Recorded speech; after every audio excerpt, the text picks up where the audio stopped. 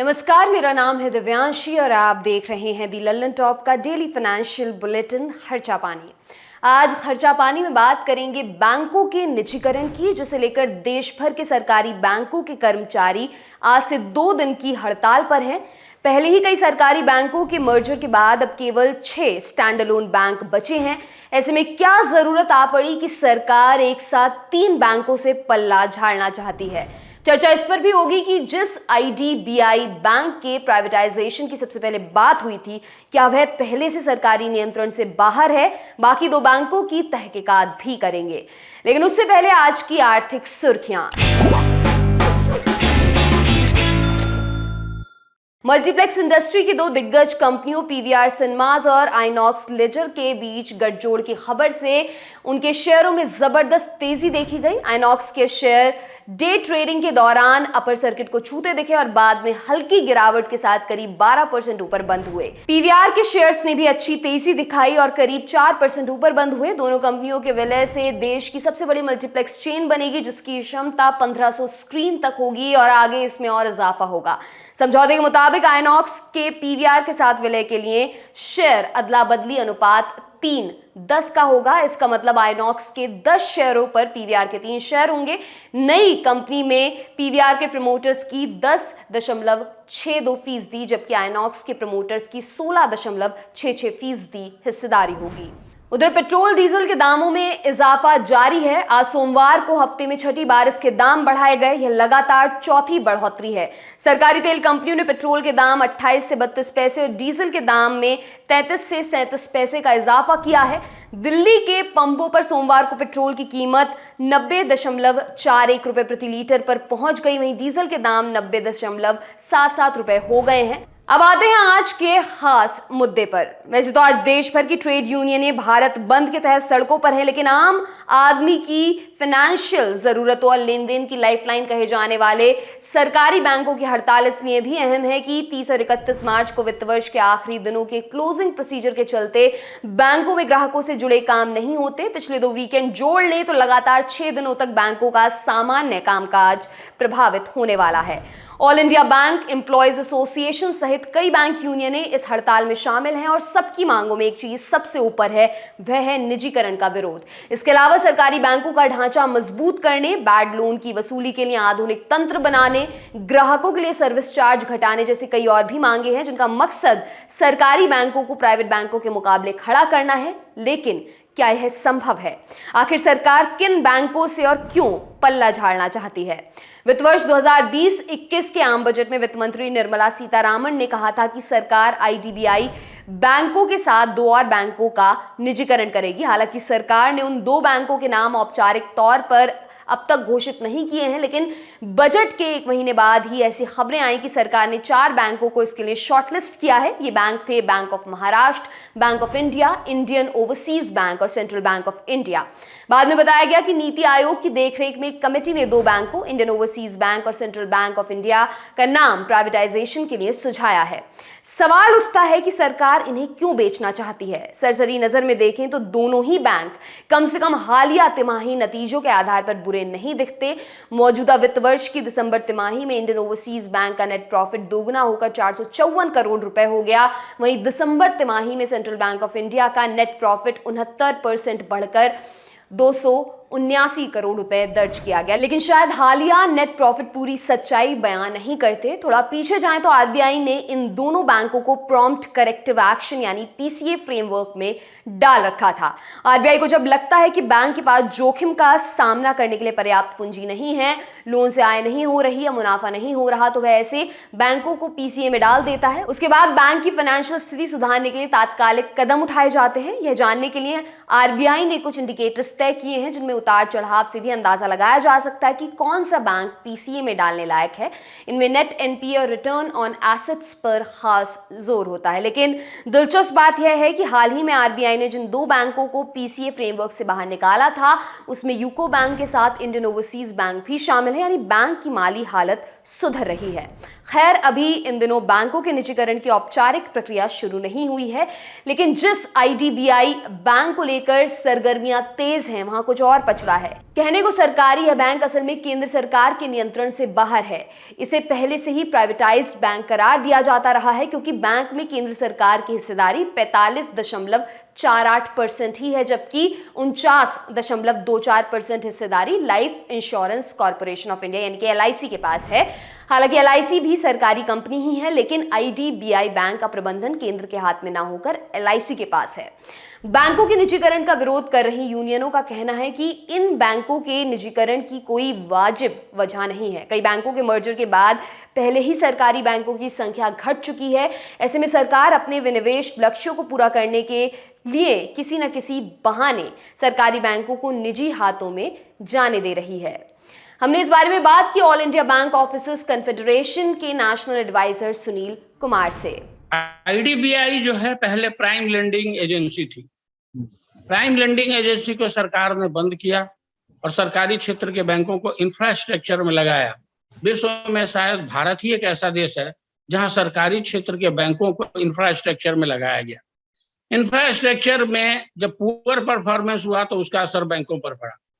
क्योंकि पिछले साल वित्त मंत्री श्रीमती निर्मला सीतारमन ने इसकी एक शुरुआत मात्र की थी और उन्होंने अपने बजट भाषण में कहा था कि हम 2 बैंकों का करने वाले हैं। और आईडीबीआई वैसे भी, आईडीबीआई में सरकार अपने स्टेक को बेच करके आईडीबीआई को स्टेट बैंक को दे करके, एलआईसी को दे करके और धीरे धीरे वहां सरकार अपनी जो सहभागिता है उसको कम करके और प्राइवेटाइजेशन की तरफ उसको ढकेल रही। आज भी रेगुलेटर के बुक में IDBI bank already private bank है, तो आईडीबीआई बैंक का ऑलरेडी निजीकरण हो चुका। रही जो 2 बैंकों का नाम जो उभर के आ रहा है, हालांकि आधिकारिक तौर पर इसकी घोषणा नहीं की है, आईओबी और सेंट्रल बैंक ऑफ इंडिया। क्योंकि स्टैंड अलोन बैंक 6 है और बाकी बैंकों का सरकार मर्जर कर चुकी है। मर्जर करने के बाद उन बैंकों की स्थिति भी बहुत अच्छी नहीं है, including state bank of India. तो अभी जो स्टैंड अलोन बैंक है उसमें उसने 2 को चुन लिया और 2 को चुन करके और बैंक प्राइवेटाइजेशन की तरफ कदम बढ़ाएगी। फिर उसके परिणाम देखेगी, उसका कितना विरोध हो रहा है वो देखेगी और उसके बाद सरकार अपनी निजीकरण की इस प्रक्रिया को आगे बढ़ाएगी। तो ऐसा नहीं है कि ये 2 बैंक ही होंगे। अगर सरकार इसी तरह से चलती रही बिना परिणाम को सोचे हुए, बिना देश के हित को सोचे हुए, तो भविष्य में और भी बैंक उसमें नाम जुड़ेंगे। सरकारी बैंकों के निजीकरण के विरोध के पीछे सबसे बड़ी चिंता बेरोजगारी की है। देश में करीब 13 लाख बैंक कर्मचारी हैं, जिनमें करीब 4.2 लाख प्राइवेट सेक्टर में है। लेकिन कॉर्पोरेट कल्चर का नतीजा यह है कि प्राइवेट बैंकों में क्लर्क लेवल के पद सरकारी बैंकों के मुकाबले काफी कम है और लगातार घटते जा रहे हैं। ऐसे में अगर निजीकरण के बाद संभव है कि छंटनी की सबसे बड़ी मार क्लर्क लेवल पोस्ट पर पड़े। इसके प्राइवेट बैंकों में आरक्षण नहीं होने से भी पुराने कर्मचारियों के लिए नई नियुक्तियों पर असर होगा। अस्थायी और कॉन्ट्रैक्ट वाली नौकरियों का चलन बढ़ेगा। हमने जानना चाहा कि निजीकरण नौकरियों के लिए कितनी बड़ी चुनौती है। सबसे पहले तो आरक्षण खत्म होगा, क्योंकि प्राइवेट सेक्टर में आरक्षण की कोई जगह नहीं है। तो एक जो समाज के दबे कुचले वर्ग के लोग थे, जिनको कि रोजगार का एक बहुत बड़ा सुअवसर प्रदान था सरकारी क्षेत्र के बैंकों में या सरकारी क्षेत्र के संस्थाओं में, वो उनको मुहैया नहीं होगा, तो आरक्षण तो गया। इसके अलावा सरकार भले ये बोलती रहे, कोई भी सरकार ये नहीं बोलेगी कि हमारे इस कदम से इस देश के और नौजवान बेरोजगार होंगे। हमारे यहाँ बेरोजगारी चरम सीमा पर है और जब निजीकरण होगा तो हमारा जो निजी मालिक होगा, जो कॉर्पोरेट हाउसेस होंगे, वो अपने फायदे देखेंगे और फायदे देखने के लिए निश्चित तौर पे वो छंटनी करेंगे, वीआरएस लाएंगे और नौकरी पे खतरा होगा, लोगों की छंटनी होगी, लोग बेरोजगार। लेकिन एक सवाल यह भी है, क्या सरकारी बैंकों में कामकाज आम ग्राहकों के लिहाज से संतोषजनक है? एक आरोप रहा है कि सरकारी बैंकों के कर्मचारी तेजी से कामकाज नहीं करते, वहीं प्राइवेट बैंकों में थोड़े ज्यादा शुल्क के साथ ही सेवाएं त्वरित गति से मिलती हैं। ऐसे में सरकारी बैंक प्राइवेट बैंकों से कैसे कम्पीट कर सकते हैं? देखिए ट्रेड यूनियनों की क्या राय है। एक बहुत पुरानी कहावत है कि जब कुत्ते को मारना होगा तो पहले उसको पागल घोषित करना होगा। हम जनधन जैसे खाते खोलेंगे, हम डिमोनेटाइजेशन में रात दिन काम करेंगे, हम स्कॉलरशिप बांटेंगे, हम सरकार की तमाम योजनाओं को लागू करेंगे, तो जाहिर सी बात है कि हमारे यहाँ फुटफॉल बहुत ज्यादा होगा। उस रेशियो में रिक्रूटमेंट हुआ नहीं। जब रिक्रूटमेंट हुआ नहीं तो हम तो मास बैंकिंग की तरफ जा रहे हैं और प्राइवेट बैंक क्लास बैंकिंग की तरफ जा रहे हैं। उनके यहाँ कस्टमर की संख्या कम होती है, उनके यहाँ इलाइट कस्टमर्स जाते हैं। हमारे यहाँ तो वो व्यक्ति भी जाता है जिसका नो फ्रिल अकाउंट हम खोलते हैं, जीरो बैलेंस पर खाता खोलते हैं। तो जाहिर सी बात है कि जब इतनी बड़ी भीड़ और इतना बड़ा तादाद जब जाएगा तो थोड़ी सी सेवाओं की गुणवत्ता में अंतर तो होगा, लेकिन उसके पीछे का जो उद्देश्य है उसको भी हमको देखना पड़ेगा कि इतनी बड़ी जनसंख्या को हम बैंकिंग सेवाएं मुहैया करा रहे हैं। दूसरी बात कि अब जो पब्लिक सेक्टर के बैंक है, हमारे ऊपर बहुत सारे एम्बार्गो हैं। हमको इंफ्रास्ट्रक्चर डेवलप करना है, हमको कंप्यूटराइजेशन करना है, तो सब के लिए सीबीसी के गाइडलाइंस हमारे ऊपर हैं, बहुत सारे रेगुलेटर्स हैं। यह एक बहुत कम्बरसम प्रोसेस है और उस कम्बरसम प्रोसेस के वजह से हमको उस लायक सरकार होने ही नहीं दे रही है कि हम कम्पीट करें। वरना दक्षता के मामले में, अपने कमिटमेंट के मामले में हम प्राइवेट सेक्टर बैंक से कहीं ज्यादा बेहतर सेवा दे सकते हैं, इसलिए कि हम राष्ट्रहित और राष्ट्र भावना के तहत काम करते हैं। सरकारी बैंकों के निजीकरण के पीछे एक और गंभीर समस्या को आधार बनाया जाता रहा है, वह है एनपीए यानी नॉन परफॉर्मिंग एसेट्स का बढ़ना। एनपीए को आप इस तरह समझिए कि जब आप बैंक में पैसा जमा करते हैं तो वह आपके लिए एसेट होता है क्योंकि उससे आप ब्याज कमाते हैं, लेकिन वह जमा उस बैंक के लिए लायबिलिटी बन जाता है क्योंकि उसे ब्याज देना है। लेकिन इससे ठीक उलट, जब बैंक किसी को लोन देता है तो वह लोन बैंक का एसेट कहलाता है क्योंकि उससे बैंक की कमाई होती है। जब किसी लोन पर लगातार 3 महीने तक किश्तें नहीं आती तो वह लोन बैंक की नजर में नॉन परफॉर्मिंग एसेट यानी एनपीए बन जाता है। मोटे तौर पर 3% नेट एनपीए को खतरे का निशान माना जाता है। जिस बैंक का एनपीए से ऊपर होता है उसे स्वस्थ नहीं कहा जा सकता। आईडीबीआई बैंक का नेट एनपीए तो 1.67% है, जो खराब लोन के मामले में बैंक की अच्छी सेहत की निशानी कही जा सकती है। बाकी 2 बैंकों का एनपीए 4% से थोड़ा ऊपर है और पहले से बेहतर हुआ है। लेकिन एबीजी शिपयार्ड बैंक फ्रॉड के बाद एक बार फिर सरकारी बैंकों का एनपीए सुर्खियों में आ गया है। हमने एनपीए के मामले में भी सरकारी यूनियनों का पक्ष जाना। हमारे यहाँ जो रिकवरी मैकेनिज्म जो है, जो ऋण वसूली का जो हमारे पास साधन है या जो कानून है, वो पर्याप्त नहीं है। इसी सरकार ने सुप्रीम कोर्ट की वह बात मानने से मना कर दिया कि जिसमें सुप्रीम कोर्ट ने यह कहा था कि 50 बड़े डिफॉल्टर्स का नाम आप सार्वजनिक करिए। पश्चिमी देशों में आप देखेंगे कि रिकवरी का जो मेजर्स है बहुत स्ट्रिंजेंट है। हम लोगों की भी यह मांग रही है कि हम विलफुल डिफॉल्ट को क्रिमिनल एक्ट माने और वैसे लोगों के खिलाफ क्रिमिनल प्रोसीडिंग चलाई जाए। सरकार उसके लिए तैयार नहीं है। हम ऋण तो दे सकते हैं लेकिन ऋण वसूल करने की आजादी हमको नहीं है।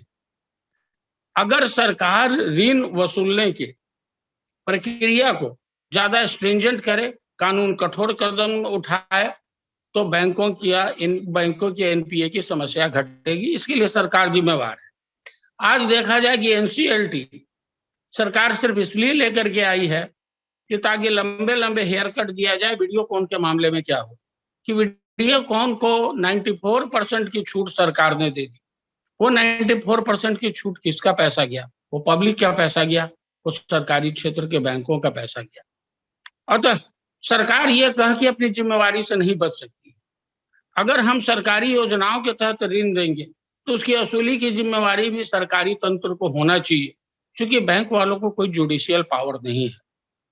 अतः सरकार अगर हमको जुडिशियल पावर दे और लॉज में ये प्रावधान करे कि विलफुल डिफॉल्ट ना हो, तो इस तरह की समस्याओं का निराकरण बहुत ही प्रभावी तरीके से हो सकता है। आपने एबीजी शिपयार्ड की बात की, उसमें प्राइवेट बैंक्स भी हैं। तो ऐसा नहीं है कि प्राइवेट बैंक सफर नहीं करते हैं। अभी उनका एज कम है, उनका एनपीए का जो वैल्यूएशन है वो प्रॉपर नहीं है। आगे आने वाले दिनों में आप देखिएगा कि उनके एनपीए हमसे कहीं ज्यादा होंगे और हम एनपीए मैनेजमेंट की तरफ बढ़ रहे हैं। सरकार ने भी इस बात को माना है कि पिछले 2 साल में हमने अपना एनपीए मैनेजमेंट किया है। अब बारी सरकार की है कि वो मजबूत कानून लेकर के आए ताकि बैंक का पैसा, सरकार का पैसा, इस देश का पैसा डुबाने की हिमाकत कोई नहीं। तो ये था आज का खर्चा पानी। आज का एपिसोड लिखा था हमारे साथी प्रमोद ने। देखते रहिए दी लल्लन टॉप। शुक्रिया।